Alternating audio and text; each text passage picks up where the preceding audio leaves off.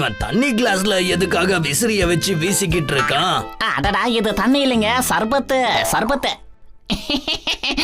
அதெல்லாம் ஒண்ணும் இல்ல ஜமீன்தாரையா. என்னோட முதலாளி சொன்னாரு நீங்க வந்ததுக்கு அப்புறம் சில்லுன்னு சர்பத்தை கொடுக்கணும்னு. உங்களுக்கு மரியாதை கொடுக்கணுமாமே. என்னோட முதலாளி சொன்ன மாதிரி சர்பத்தை தயார் பண்ணிட்டேங்க. ஆனா இந்த சர்பத்து சில்லுனே இல்லைங்கய்யா. அதனால தான் நான் இதுல விசிறிய வச்சு வீசி குளுமையாகிக்கிட்டு இருக்கேன். இது எப்படி இருக்கு? இந்த முட்டாளை எங்கிருந்து புடிச்சுக்கிட்டு வந்த நீ?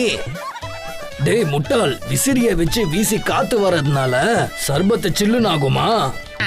இல்லையா பின்ன? அப்ப எப்படி ஆகும் நீங்களே சொல்லுங்க.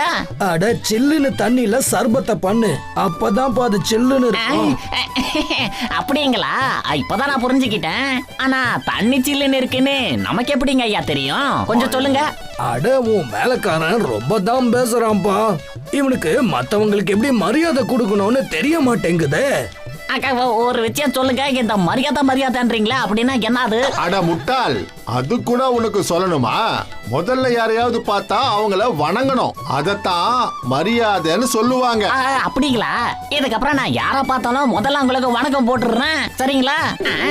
ஆனா இந்த வணக்கம்னா என்னன்னு கொஞ்சம் சொல்லுங்க ஐயா.